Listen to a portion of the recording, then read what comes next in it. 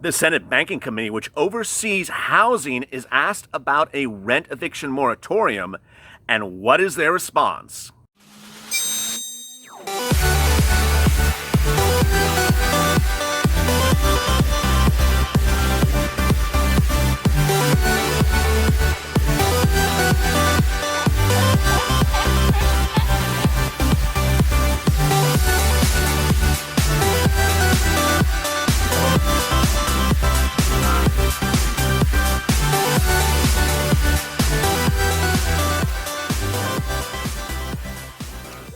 Hey, good afternoon, everybody. This is LALATE. Thank you for joining me for afternoon's LALATE. Hope your day is going well. This is our 2-hour programming block that deals with stimulus, starts with the check, then goes to hazard pay, next unemployment benefits, and ends with rent assistance, otherwise known as rent eviction moratorium, foreclosure forbearance, protections if you're a landlord, property owner, or a tenant.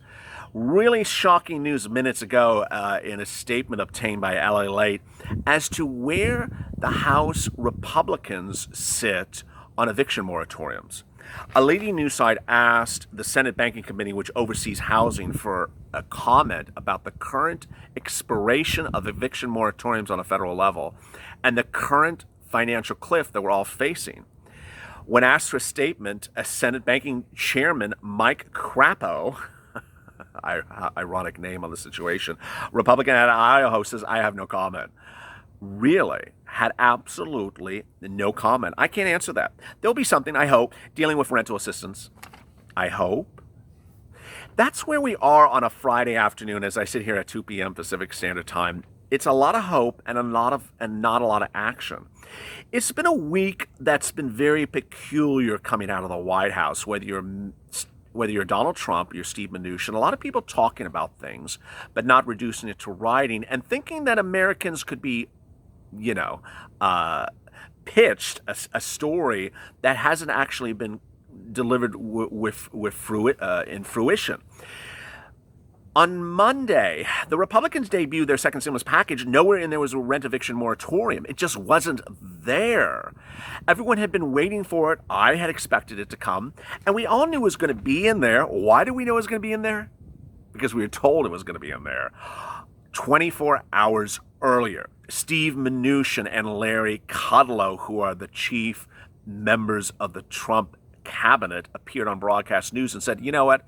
Monday morning we're delivering the second stimulus package written by the Republicans. I wrote it." This is Steve Mnuchin saying, "I wrote it." And it has in there rent eviction moratorium. Protection for renters so they're not evicted. You could not evict someone during this pandemic. That will be the new rule. We'll also have protection for property owners so that they are not foreclosed upon during this pandemic, whether you own your own home or you own your own apartment building. Really, really, really great news. What was great about it was consistent with what the Democrats introduced in May, not in July, but in May, in the HEROES Act. And the Democrats also include a grant program, which I'll get to in a second. So we came into Monday with a lot of promise. We certainly believed, and I reported based upon the comments and quotes, direct quotes from Steve Mnuchin, that rent eviction moratoriums were going to become the law. You weren't going to be evicted come this Monday. And then we saw the package. It's not in there. The rent eviction moratorium appears nowhere in the Republican package. And they debuted it to fanfare saying that it's very well-rounded, it's very generous, it does everything it needs to do, and thought that no one was actually going to read it. Well, come a few hours thereafter, after this channel first reported it's not in there, broadcast news got wind of it and started hammering the Republicans, saying, "Where is your eviction moratorium? You just told us it's in there." Then came the president. Tuesday and Wednesday, while the president was going in and out of Texas for campaigning for his re-election bid, he was asked what's his position on an eviction moratorium under a second stimulus package. Now, he didn't say, "I think that's a good idea, maybe we should include it." He didn't say, "Yeah, I thought about that, we're still trying to figure that one out." No, that's not what he said. He said, "We have it in there, and it's much better than the Democrats who aren't doing anything for you with eviction moratoriums." Hello, sir. You know it's not in there? It caused us to wonder maybe he didn't, maybe he missed it. He missed the fact that, 17.3 million Americans can't pay their rent, and out of 44 million Americans, that 17.3 million Americans are facing eviction, which is really 40% of the U.S. economy. U.S. population is facing eviction. He just, he missed it. He just, he thought it was in there. Steve just made a mistake. I mean, it was a page he typed up, and it didn't go in. It didn't come out of the printer. It got stuck in the printer. We could have accepted maybe that bit, that it wasn't in there. But then came the next day, and Mitch McConnell said the Republicans' proposal gives incredible assistance for rent eviction moratoriums. Hello? Does anyone read over there? So that was number 2. Later in the week, Steve Mnuchin said that his proposal also has it in there. It caused us to really wonder what's going on. And then today, we had this, which was Broadcast News has had enough of this sort of, whether you call it lying or spinning or fabrication, that the Republicans have proposed an eviction moratorium bill. They asked the Senate Banking Committee, which is chaired by Republican Mike Crapo, to give us an explanation, Mr. Crapo, why there's no eviction moratorium in your bill, and will you be doing anything as head of the Housing Committee in Congress to pass eviction moratoriums? What was the Crapo response? I hope we'll get to it.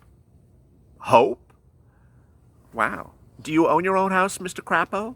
Do you have a mortgage on your house? Do you not care whether your neighbor's mortgage can't be paid off?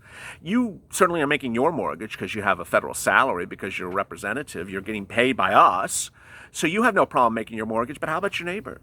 Does your neighbor have problems making their mortgage, or you don't care? You just sort of, maybe we'll get to it. I hope we'll be dealing with renter's assistance. It's that sort of strange Twilight Zone bizarreness that no one is happy about. Ultimately, 40% of the U.S. population can't make rent and is facing eviction.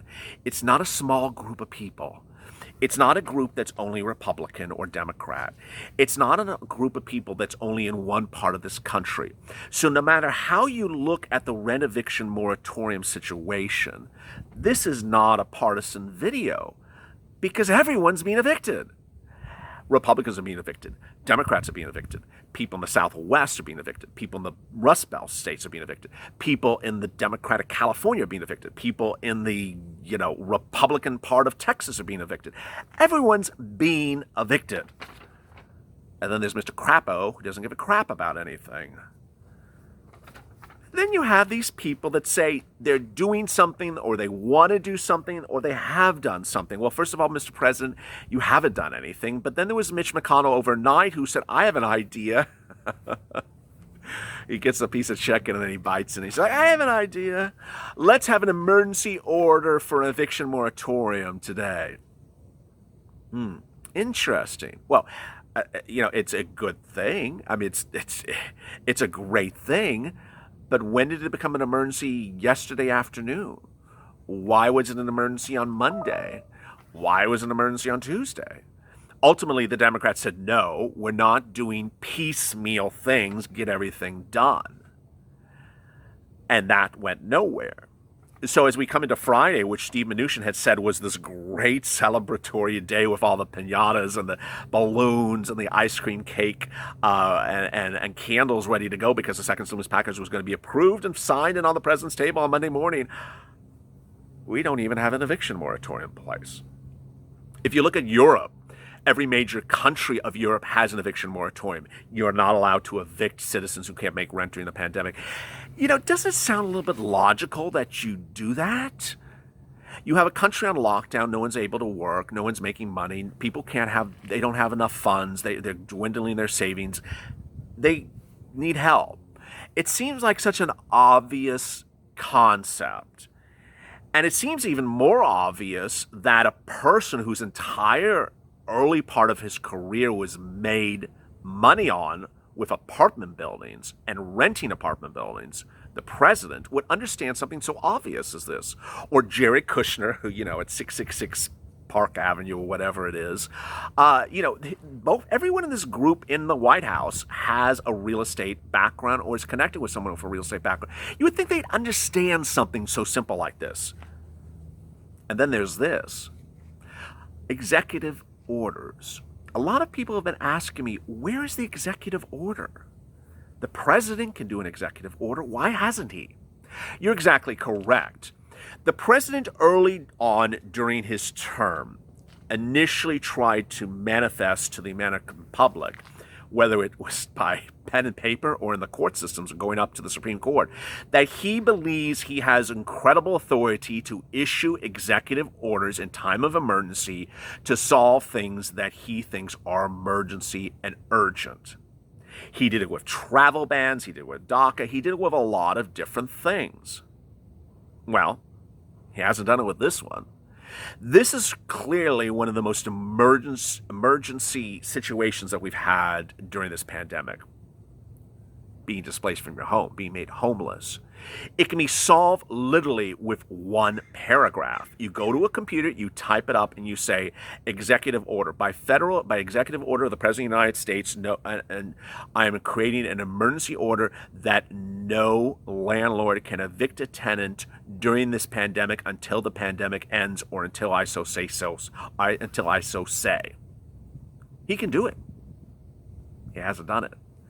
Instead, governors have been delegated to pick up his mess and do it, and some governors have done it and some have not. In Delaware, they have an executive order.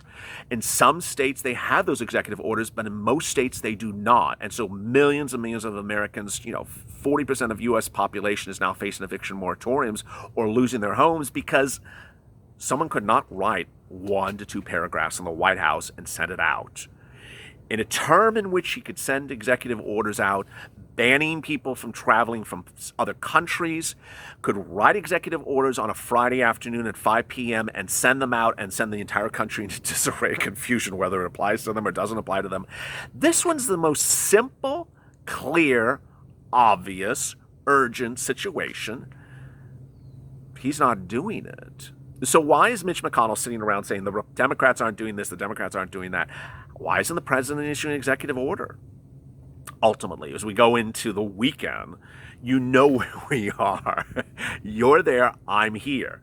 But the situation's very dire. On Mornings with LALATE, here's a personal message. On Mornings with LALATE, I got a tweet early before I recorded, and I record relatively early for that show. It comes out about 8:30 Pacific Standard Time. Before I even recorded, I got a tweet from someone who said, I worked much of my life, but I'm not working now, and a family member, I think I saw on the air was a nephew, but I think it was her son, moved in with her. He brought a lot of bills, too many bills, and then he died in June. She's then tried to pay his bills, and because she had to pay all these bills, she can't make rent. She's facing eviction overnight.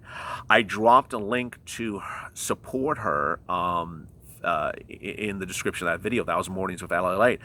But what I want to say to you is that her situation is not unusual. I have thousands of people in the comments on a daily basis saying, I'm facing eviction moratorium. I'm facing eviction. And I'm sure there are people who are facing losing their homes as well. It's just not something you want to publicly admit. It's just, it's sad. It's very, very sad. And so as we sit here, the good news among this entire hot mess express is that everyone wants to give it to you, but no one's actually getting it done. Ultimately, the optics of the situation is that everyone is agreeing to something, but actually not getting it reduced to pen and paper. But that is a good first step. You have to have people fundamentally agree on the concept. There's agreement on the concept that you'll have an eviction protection. There's agreement on the concept that you'll have foreclosures not be allowed upon your home or your apartment building during this pandemic. There's agreements on that. There's not agreements on grant programs, which is a whole different point of view. But grants is not an urgent issue. There's a concern that you are being thrown out of your house. And we have that agreement. We just don't have people who know how to use a printer or don't know how to use a pen and paper or ran out of crayons today. Yeah, I said that. It's literally how it is. And it makes you wonder what is wrong with this group. Ultimately, my job is to report the news, not to slap them on the face. But it's starting to turn into a Abbott and Costello sketch. A bunch of people who say they have something, they don't have it, and then yet want to do it. This weekend, we're going to hear a lot of these people on, Face the Nation, CBS Morning, Fox Sundays, talking about what they are or aren't going to do. I will be here. I will be filtering for you their stories. Ultimately, you have to decide whether they're going to do it or whether it's more hot air. But for now, stay informed, stay educated, stay motivated, and stay with LA for more.